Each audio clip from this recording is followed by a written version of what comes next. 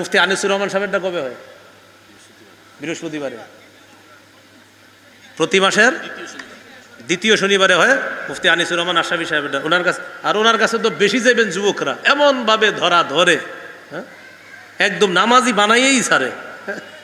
সুবহানাল্লাহ, এমনভাবে ধরে কয় নামাজ পড়বি না। আমি চিন্তা করি উনি কবে আপনাদেরকে পিঠা শুরু করে মাহফিলে, আমি টেনশনে আছি। এমনভাবে নামাজ পড়তেই একদম মানে নামাজ পড়াই ছাড়বো, এরকম আলোচক মাশাআল্লাহ আমাদের কুমিল্লার মুফতি আনিসুর রহমান আশরাফি সাহেব। আমরা গাড়িতে ওনার বয়ান শুনতেই থাকি, এত কঠিন করে কয়, কিন্তু দেখবেন তার এই কঠিনের মধ্যে একটা মায়া আছে।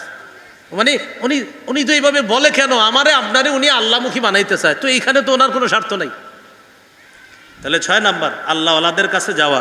তাহলে প্রতি মাসের দ্বিতীয় শনিবার হয় মুফতি আনিসুর রহমান আশরাফি সাহেবেরটা, আর তৃতীয় শনিবারে হয় মুফতি মুশতাকুন নবী কাসেমি সাহেব, শেষ শনিবার হয় মুফতি মুশতাকুন নবী কাসেমি সাহেবেরটা।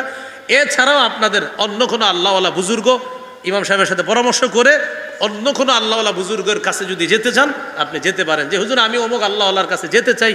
আপনার আশেপাশের হক্কানি ইমাম খতিব যারা, তাদের সাথে একটু পরামর্শ করে নিন যে হুজুর আমি অমুক জায়গায় যেতে চাই, যাওয়াটা ঠিক আছে কিনা অন্তত একটু জেনে নেবেন। তো জামাতে নামাজ পড়া, সহিহ বুখারীর বর্ণনা 516 নম্বর হাদিস। এই হাদিসে আসছে এক ব্যক্তি রাসূল সাল্লাল্লাহু আলাইহি সাল্লামের কাছে আসছে, আসার পর বললেন হুজুর আমার তো একটা গুনাহ হয়ে গেছে, কি করব? ওই মুহূর্তে সূরা হুদের 114 নম্বর আয়াত আল্লাহ নাজিল করে দিস। আল্লাহ বলেন ওয়া আকিমিস সালাতা তারাফাইন নাহার ওয়া যুলাফাম মিনাল লাইল, তুমি দিনের 2 প্রান্তে নামাজ কায়েম করো এবং রাতের কিছু অংশে সালাত কায়েম করো। ইন্নাল হাসানাত ইউযহিবনাস সাইয়্যাত, নিঃসন্দেহে পুণ্য পাপকে দূর করে দেয়। এখানে পুণ্য দ্বারা 1 নম্বর উদ্দেশ্য 5 ওয়াক্ত নামাজ। নাসাইর বর্ণনা 466 নম্বর হাদিস, ইন্না আউওয়ালা মা ইউহাসাবু বিহিল আবদু ইয়াউমাল কিয়ামা সালাতুহু, কিয়ামতের ময়দানে আল্লাহর হকের ক্ষেত্রে সর্বপ্রথম হিসাব হবে নামাজের হিসাব, বান্দার হকের ক্ষেত্রে সর্বপ্রথম হিসাব হবে হত্যার হিসাব। আল্লাহর হকের ক্ষেত্রে নামাজের হিসাব। প্রিয় মুসলমান ভাইয়েরা, নামাজ এটা জীবনের সাথে আবশ্যক করে নেন। সব কাজের চাইতে নামাজ এটা সবচেয়ে বেশি গুরুত্ব দেন। এই একটা কাজ সবচেয়ে বেশি গুরুত্ব দেন, আপনি দেখবেন আপনার অন্যান্য কাজগুলো আল্লাহ সহজ করে দিবে। তাহলে বলেন নামাজ পড়বো না জামাতের সাথে পড়বো? ইনশাল্লাহ জামাতের সাথে। পুরুষ যারা আছে আমরা জামাতের সাথে নামাজ পড়ব। আপনাদের ইমাম সাহেবের পিছনে আজকে মাগরিব পড়ছি নাকি, না অন্য কেউ নামাজ পড়াইছে নাকি? আপনাদের ইমাম সাহেবই আপনি হুজুর? মাশাআল্লাহ, সামনাসামনি। আচ্ছা বলে দিই, ওনার তেলাওয়াত তো অনেক সুন্দর। উনি দ্বিতীয় রাকাতে কম পড়ছে, আমি চাইছিলাম আরও বেশি পড়ুক। দ্বিতীয় রাকাতে কম পড়া মাগরিবে চলে গেছে, বুঝতে পারছি মাসালা আদায় করছে, মাগরিবের পরে অনুষ্ঠান। না আমার মনে হইতেছিল আপনি আরও পড়েন, উনি পড়ে নাই, তাড়াতাড়ি রুকুতে চলে গেছে। এটা মাশাআল্লাহ অনেক সুন্দর তেলাওয়াত, এই জন্য মন চাইছে আরও পড়েন। আসলে তেলাওয়াত সুন্দর, বাস্তবিক করতে সুন্দর, অনেক সুন্দর তেলাওয়াত করছে মাশাআল্লাহ। তো আমি চিন্তা করলাম ঢাকার তেলাওয়াতের একটা মজা দেখি কুমিল্লা এসেও নিতেছি। ঢাকা শহরের মসজিদগুলা কোরআন তেলাওয়াত খুব সুন্দর, সব মসজিদেই। তো এইখানে এসে একটা ফিল হইলো আমার যে ঢাকা তেলাওয়াত। তো চিন্তা করলাম হুজুরি কি মসজিদের ইমাম নাকি ঢাকার থেকে আসছে মেহমান হিসেবে, কারণ না নিশ্চিত হলাম না উনি এখানের ইমাম। এই এলাকাবাসী যারা আছেন জোরে শুকরিয়া আদায় করেন আলহামদুলিল্লাহ। ধরে রেখেন কি করবেন, ধরে রাখবেন। এরকম সুন্দর তেলাওয়াত ইমাম সাহেব পাওয়া কিন্তু মুশকিল, এজন্য ধরে রাখতে হবে। তো 3 নাম্বার 5 ওয়াক্ত নামাজ পড়া, জামাতের সাথে নামাজ পড়া, এটা হলো আমাদের তৃতীয় কাজ। রাসূলুল্লাহ সাল্লাল্লাহু আলাইহি সাল্লাম বলেন তোমাদের কারো বাড়ির সামনে একটা পুকুর আছে, পুকুরের মধ্যে কোনো ব্যক্তি দৈনিক 5 বার গোসল করলে তার শরীরে কোনো ময়লা থাকবে? সাহাবীরা বললেন হুজুর কোনো ময়লা থাকবে না। রাসূলুল্লাহ সাল্লাল্লাহু আলাইহি সাল্লাম বলেন ফাযালিকা মিসলুস সালাওয়াতিল খামসি ইয়ামহুল্লাহু বিহিন্নাল খাতায়া, যেমনিভাবে কোনো ব্যক্তি দৈনিক 5 বার পুকুরে গোসল করলে তার শরীরে কোনো ময়লা থাকে না, কোনো ব্যক্তি যদি দৈনিক 5 ওয়াক্ত নামাজ পড়ে আল্লাহ তার জিন্দেগির গুনাহগুলা ওই ময়লার মতো ধুয়ে মুছে সাফ করে দিবেন। এই গেল 3 নাম্বার কাজ। রমজান পরবর্তী 4 নাম্বার কাজ কোরআন তেলাওয়াত করা, কোরআন তেলাওয়াত শোনা। কোরআন নিজেরা পড়বো আবার কোরআন শুনবো।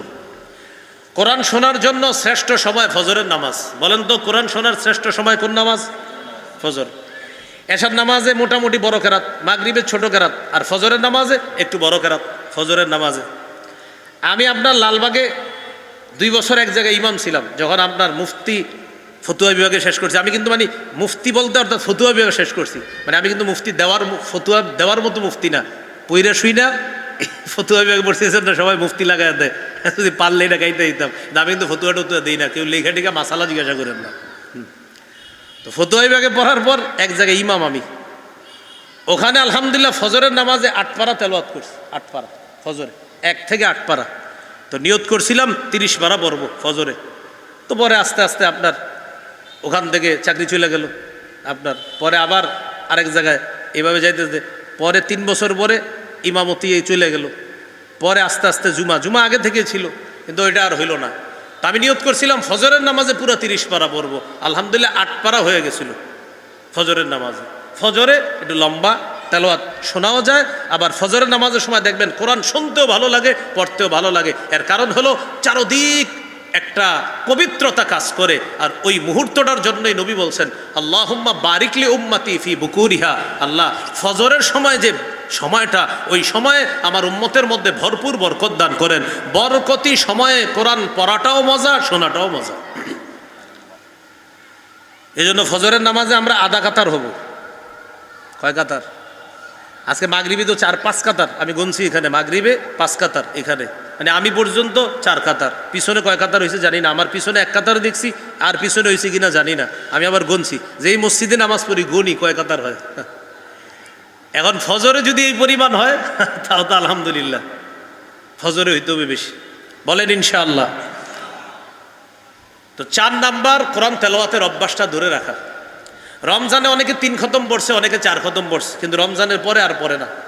সূরা ফুরকানের 30 নম্বর আয়াতে আল্লাহ বলেন, ওয়াকালা রাসূলু ইয়া রাব্বি ইন্না কওমি ইত্তাখাযু হাযাল কুরআনা মাহজুরা। রাসূলুল্লাহ সাল্লাল্লাহু আলাইহি সাল্লাম আল্লাহর কাছে নালিশ করবে, ও আমার রব, আমার উম্মত কোরআন ছেড়ে দিয়েছে। কোরআন পড়া, কোরআন পড়বো, বলেন ইনশাআল্লাহ। হ্যাঁ, কোরআন পড়বো, এই অভ্যাসটা আমরা ধরে রাখবো। কোরআনের আলোচনায় মাঝখানে আমি 3টা কথা বলে নেই, মরণ পর্যন্ত আমি সহ আপনারা সহ 3টা আমল নিয়মিত করব, একদিনও ছাড়বো না, বলেন ইনশাআল্লাহ। এর মধ্যে একটা তো ছাড়ার প্রশ্নই আসে না, বাকি 2টা আপনি কখনো ছেড়ে দিলেও পারেন, না ছাড়লেও পারেন। কিন্তু যদি আপনি না ছাড়েন বাকি 2টা, মোট 3টা যদি একদিনও না ছাড়েন, আল্লাহ বলেন আমার সাথে এমন এক ব্যবসা তুমি করলা যেই ব্যবসায় কোনো লস নাই, লাভ আর লাভ, আর এই লাভ স্বয়ং আল্লাহ দিবে। এই 3টা কাজ কি? 1 নাম্বার তিলাওয়াতুল কোরআন, 2 নাম্বার 5 ওয়াক্ত নামাজ, নামাজ তো ছাড়াই যাবে না, 3 নাম্বার সাধ্য অনুযায়ী দান যৎকা। তো বলছিলাম 3টার মধ্যে একটা দান করা। তো 4 নাম্বার কোরআন তেলাওয়াত করা। তাহলে একটা হলো করা, আর একটা শোনা। একদিন রাসূল সাল্লাল্লাহু আলাইহি সাল্লাম রাতের বেলা বের হইছে হাঁটতে তার বিবিকে নিয়ে। রাতে বিবিরে নিয়ে হাঁটতে বের হওয়া সুন্নাহ। শুরু করলাম, অফ করবো, সমস্যা নেই। হ্যাঁ, উনি শুরু করলে হবে, সমস্যা নেই, আপনি শুরু করলে হবে। আজান জামাত কয়টা? 8টায়। তাহলে 3 মিনিট দেন, 3 মিনিট সুযোগ দেন, একটু হুজুরে নিয়ে বসে রাখেন। তো 4 নাম্বার কোরআন তেলাওয়াত করা। বলছিলাম কোরআন তেলাওয়াত করবো আবার শুনবো। রাসূল সাল্লাল্লাহু আলাইহি সাল্লাম একদিন রাতের বেলা বের হয়েছে। বের হওয়ার পর নবীজি দেখেন তার এক সাহাবী এক জায়গায় দাঁড়ায় দাঁড়ায় কোরআন পড়তেছে। নবীজি তার স্ত্রী আয়েশা রাদিয়াল্লাহু তাআলা আনহাকে বলেন, আয়েশা চুপ চুপ, কোনো কথা বলবা না। এর মানে সাহাবীর তেলাওয়াত নবীজি আর তার বিবি চুপি চুপি শুনতেছে। একটু ভাবেন তো, এই হাদিসটা খালি শুনবেন না, ভাববেন যে সাহাবী পড়তেছে আর যিনি শুনতেছে তার উপর আল্লাহ কোরআন নাজিল করছে, এমন এক ব্যক্তি সাহাবীর কোরআন তেলাওয়াত শুনতেছে। চুপে চুপে কোরআন তেলাওয়াত ছুঁই না, চলে আসছে। পরের দিন আবু মুসা রাদিয়াল্লাহু তাআলা আনহু, ও আচ্ছা আচ্ছা ঠিক আছে, 8টায় আজান হবে, 8:15 জামাত হবে। পরের দিন আবু মুসা রাদিয়াল্লাহু তাআলা নবীজি সাল্লাল্লাহু আলাইহি সাল্লামের কাছে আসছে। আসার পর রাসূল সাল্লাল্লাহু আলাইহি সাল্লাম বললেন, আবু মুসা রাতের বেলা কোরআন পড়তেছিলা? হুজুর আপনি কিভাবে দেখলেন? কয় হ্যাঁ, আমি আর আয়েশা হাঁটতে বের হয়েছিলাম।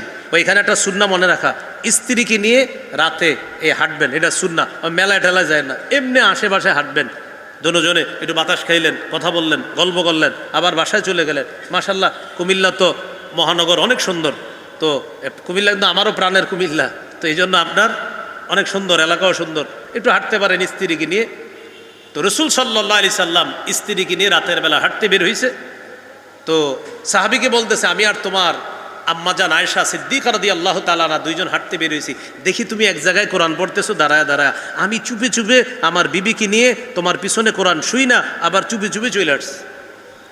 সাহাবী বললেন, হুজুর আপনি আমাকে একটু বলতেন, লাউ আলিমতু বিমাকানিক ইয়া রাসূলুল্লাহ, আমি যদি জানতাম আমার পিছনে আপনি আছেন। মাইকম্যান ভাই বাহিরের মাইকগুলো ইয়ে করে দেন যেন অন্যদের ডিস্টার্ব না হয়। ওই সাহাবী বললেন, লাউ আলিমতু বিমাকানিকা লাহাব্বারতু লাকা তাহবীরা, আমি যদি জানতাম আমার পিছনে আপনি কোরআন শুনতেছেন ইয়া রাসূলুল্লাহ, তাহলে আমি আরো সুন্দর করে কোরআন পড়তাম, কারণ আমার নবী আমার তেলাওয়াত শুনতেছে, তেলাওয়াতটা আরো সুন্দর করে করতাম। এই হলো আপনার কোরআন পড়বো আবার কোরআন শুনবো। তো ইমাম সাহেব যদি জানতো হুজুরের পিছে আমি আসি, আর যদি কইতাম হুজুর আরেকটু পড়েন, তো মনে হয় বলতো আমি আরেকটু পড়তাম। আপনি চাইলে, আমি চাইছিলাম উনি আরো পড়ুক, দেখি পড়ে না, একটু পরে এরকুতে চলে গেছে। মাশাআল্লাহ, সুন্দর তেলাওয়াত, অনেক সুন্দর। তাহলে আমরা কোরআন পড়বো, কোরআন শুনবো, এ হলো 4 নাম্বার। 5 নাম্বার জিকির করা। রমজান মাসে দেখবেন জিকিরের একটা না চাইতে অভ্যাস তৈরি হয়েছে। অভ্যাসটা আমি আপনাদেরকে প্র্যাকটিক্যাল দেখাই। রোজা রাখছেন দিনের বেলা, দুপুর 2টা-3টার দিকে কেমন জানি শরীরে একটু ক্লান্তি আসছে, এইভাবে বৈশা রয়েছেন এক জায়গায়, বৈশা বৈশা ঝিমাইতেছেন, আর চোখ খুলে আর এমন করেন আল্লাহ আল্লাহ আল্লাহ আল্লাহ আল্লাহ আল্লাহ আস্তাগফিরুল্লাহ আস্তাগফিরুল্লাহ। আপনি কিন্তু জানেনও না আপনি যেগুলো পড়তেছেন। এর মানে রমজানে অজান্তেও আপনার মুখ দিয়ে আল্লাহর নাম আসতেছে, সুবহানাল্লাহ। এই যে জিকিরের একটা অভ্যাস চালু হয়েছে, মানে আলাদা একটা অভ্যাস চালু হয়েছে। ইফতারির সামনে বৈশা কোনো মুসলমান গুনাহ করে না। দেখবেন রমজানে নায়ক নায়িকা, গায়ক গায়িকা, খেলোয়াড় যা বলবেন তারা ইফতারের সামনে বৈশা সবার দেখবেন আলাদা একটা আধ্যাত্মিকতা কাজ করে। তারা ইফতারের সামনে কেমন যেন সবাই কিছুক্ষণের জন্য ভালো মানুষ হয়ে যায়। এটা খারাপ না, এটা একটা মুসলমান চিন্তা করে ইফতার সামনে আছে, ছেলেরে বসায়, মেয়েরে বসায়, সবাই বসে একসাথে জিকির করে আস্তাগফিরুল্লাহ লা ইলাহা ইল্লাল্লাহ সুবহানাল্লাহ আলহামদুলিল্লাহ, আল্লাহর কাছে দোয়া করে আল্লাহ মাফ করে দেন। মানে আলাদা একটা আধ্যাত্মিকতা কাজ করে। একটু পরে রবের হুকুম, রোজাটা ভাঙবে ইফতারির মাধ্যমে, কিন্তু ওই সময় দেখেন কি একটা সুন্দর পরিবেশ কাজ করে। আমি বুঝাইতে চাই এই যে জিকিরের অভ্যাসটা, এটা সামনের জীবনে ধরে রাখা। এই 5 নম্বর। সূরা আহজাবের 41 নম্বর আয়াতে আল্লাহ বলেন, ইয়া আইয়ুহাল্লাযীনা আমানু যকুরুল্লাহা যিকরান কাসীরা, হে ঈমানদারগণ তোমরা বেশি পরিমাণে আল্লাহর জিকির করো। ওয়াসাব্বিহুহু বুকরাতাও ওয়া আসীলা, সকাল সন্ধ্যায় আল্লাহর পুত পবিত্রতা বর্ণনা করো। সহিহ বুখারীর বর্ণনা 6407 নম্বর হাদিস। এই হাদিসে আছে, মাসালুল্লাযী ইয়াযকুরু রাব্বাহু ওয়াল্লাযী লা ইয়াযকুরু রাব্বাহ মাসালুল হাইয়্যি ওয়াল মাইয়িত, যে ব্যক্তি তার রবকে স্মরণ করে আর যে তার রবকে স্মরণ করে না, তাদের দুজনের দৃষ্টান্ত হলো জীবিত এবং মৃত ব্যক্তির মতো।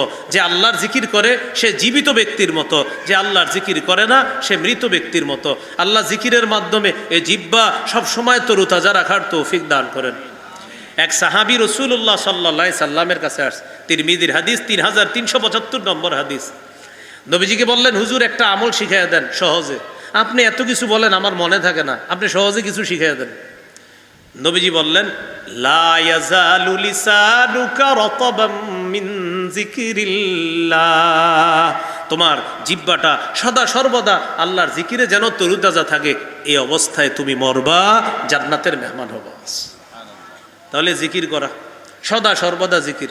মা বোনরা রান্নার কাজে আছেন, লা ইলাহা ইল্লাল্লাহ, গাড়িতে আছেন, বাড়িতে আছেন, লঞ্চ স্টিমার ট্রলারে আছেন, প্লেন বিমানে আছেন, লা ইলাহা ইল্লাল্লাহ, অথবা অন্য জিকির সুবহানাল্লাহ আলহামদুলিল্লাহ লা ইলাহা ইল্লাল্লাহ ওয়াল্লাহু আকবার। 5 ওয়াক্ত নামাজের পরের জিকির। আজকে মাগরিবের পরে সবাই পড়েন নাই, কিন্তু সালাম ফিরে আমি মসজিদে ডান বামে কিন্তু তাকাই। আজকে মাগরিবের পরেও তাকাইছি, দেখি কি সবাই আমার ওয়াজ শোনার জন্য আগে আগে চলে আসে, আমার মসজিদে রেখে আসছে। ঘটনা কি? আমল করে না কেন সবাই? আজকের মাগরিবের পরে যে জিকিরগুলা করলেন না, কন এটা কে করবো? ওয়াজ একটু পরে যায় না, নিয়মিত আমল ছাড়া যাবে না। 10 মিনিট পরে মাঠে আসেন, সমস্যা কি? নিয়মিত আমলটা ছাড়া যাবে না। আজকে মাগরিবের পরে যারা নিয়মিত আমল করতেন, হয়তো আজকে ওয়াকিয়া পড়েন নাই, আমল করেন নাই। সুবহানাল্লাহ অন্তত 10 বার করে পড়তেন। এক হাদিসে আসছে 10 বার করে পড়ার কথাও আসছে। সুবহানাল্লাহ 10 বার, আলহামদুলিল্লাহ 10 বার, আল্লাহু আকবার 10 বারের কথাও আসছে। আর বুখারীর 1339 নম্বর হাদিসে আসছে সুবহানাল্লাহ 33 বার, আলহামদুলিল্লাহ 33 বার, আল্লাহু আকবার 33 বার, 3 33 99, ওয়াকালা তামামাল মিআ 100তম বারে পড়বে লা ইলাহা ইল্লাল্লাহু ওয়াহদাহু লা শারীকা লাহ লাহুল মুলকু ওয়া লাহুল হামদু ওয়া হুয়া আলা কুল্লি শাইইন কাদির। এটা 100তম বারে পড়বে। তার ফেনা পরিমাণ, সমুদ্রের ফেনা পরিমাণ গুনাহ থাকলে এটাও আল্লাহ মাফ করে দিবেন।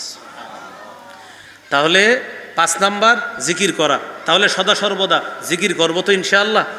দেখেন অনেকের সামনে আপনি বসা, তখন আপনি না পারতেছেন কিছু বলতে, না পারতেছেন শুনতে, তখন হা কইরা জিকির করবেন এইভাবে, লা ইলাহা ইল্লাল্লাহর জিকির করবেন। লা ইলাহা ইল্লাল্লাহ এমন জিকির যে জিকিরে জিহ্বা লাগে না, ঠোঁট লাগে না আপনার, দেখেন এই ঠোঁট লাগে না। লা ইলাহা ইল্লাল্লাহ, লা ইলাহা ইল্লাল্লাহ, এইভাবে আপনি এমনি থাকবেন। আর সবাই ভাববে হ্যাঁ হাকুরা কি করে, আসলে আপনি হাকুরা জিকির করেন। কারণ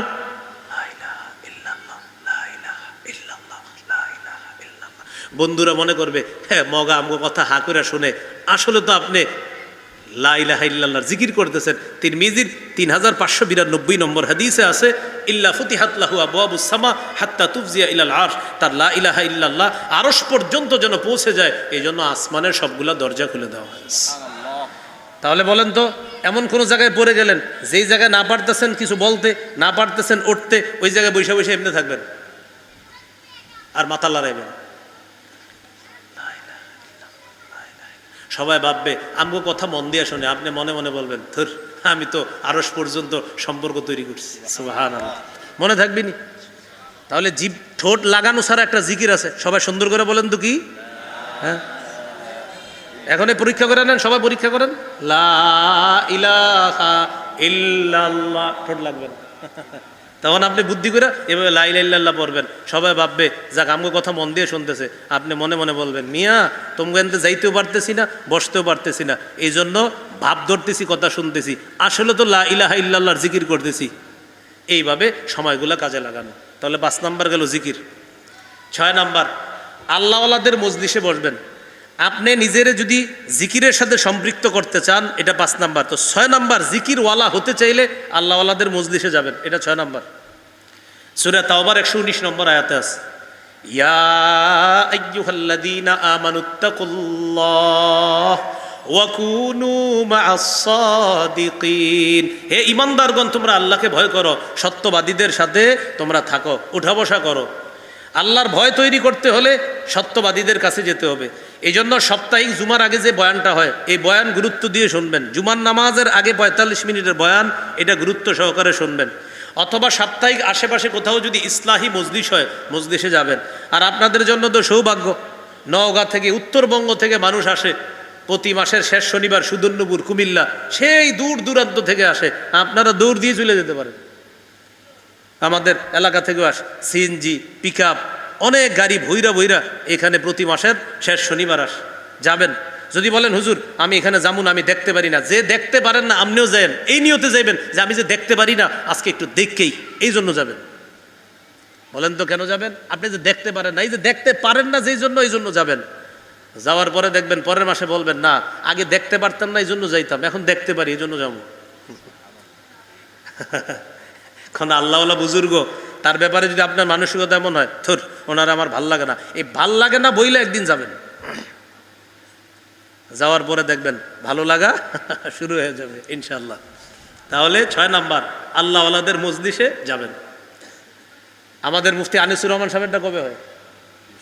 বৃহস্পতিবারে,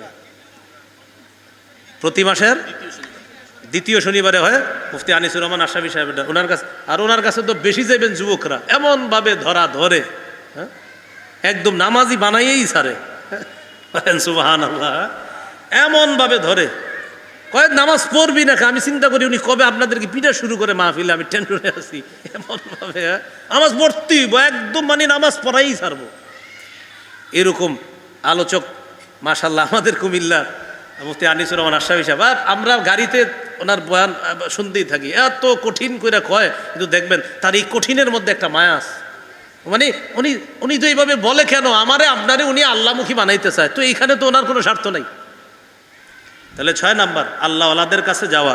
তাহলে প্রতি মাসের দ্বিতীয় শনিবার হয় মুফতি আনিসুর রহমান আশরাফি সাহেবেরটা, আর তৃতীয় শনিবারে হয় মুফতি মুশতাকুর নবী কাসিমি সাহেব, শেষ শনিবার হয় মুফতি মুশতাকুর নবী কাসিমি সাহেবেরটা।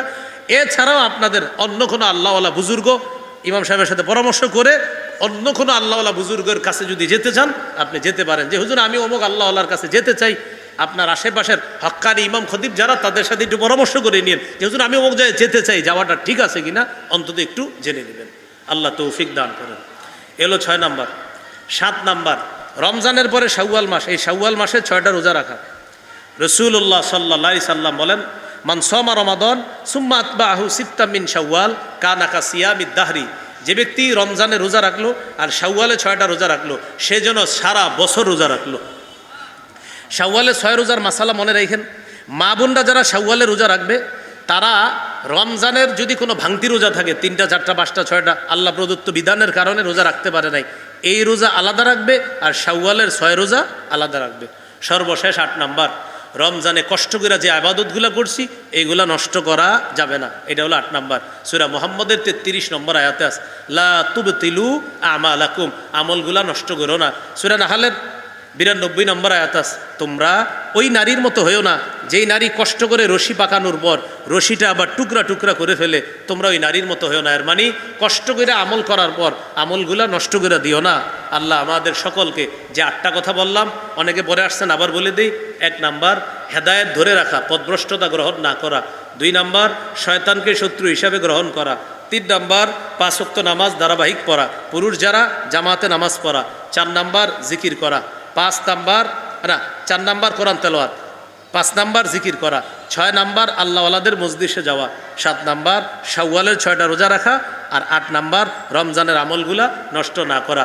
পাপ মুক্ত জীবন যাপনের জন্য আমার একটা সংকলন আছে, পাপ কিতাবের নামই পাপ, 2 খণ্ডের প্রায় 600 পৃষ্ঠার কিতাব। গাড়িতে যদি থাকে এখান থেকে সংগ্রহ করতে পারেন। আরেকটা কিতাব আছে আদর্শ পরিবার, প্রায় 436 পৃষ্ঠার লেখা একটা কিতাব, আদর্শ পরিবার। একদম জন্ম থেকে মৃত্যু পর্যন্ত সন্তানকে কিভাবে সাজাবেন, বড় করবেন, যাদের মা বাবার সাথে বেয়াদবি করছেন জীবদ্দশায় কিভাবে মাপ চাইবেন, আর যদি মা বাবা আগেই মারা যায় মাপ চাওয়ার আগে তাদের জন্য কি করবেন, একদম পুরা জীবন ঘনিষ্ঠ পরিবারের সাথে সম্পর্ক যা যা আছে এই আদর্শ পরিবারের মধ্যে আপনি এই আলোচনাগুলো পাবেন। প্রায় 436 পৃষ্ঠা আলোচনা। আমি যে আঙ্গিকে বয়ান করি এইভাবেই কিতাবগুলা সাজানো আছে। কারো প্রয়োজন হলে গাড়ি থেকে সংগ্রহ করতে পারেন, ওই ড্রাইভার ভাই উনি বিক্রি করে। আর যদি এখান থেকে না পারেন অনলাইনে লিখলেই হবে, আপনার বাসায় এনে পৌঁছায় দিবে, অথবা কোনো ইসলামী লাইব্রেরিতে বললে তারা সংগ্রহ করে দিবে। এশার নামাজের পরেও ইনশাল্লাহ আলোচনা হবে। আমরা মসজিদে নামাজ পড়ে আবার জমে জমে বসে যাব। আমিন। ওয়া আখিরু দাওয়ানা আনিল হামদুলিল্লাহি রাব্বিল আলামিন।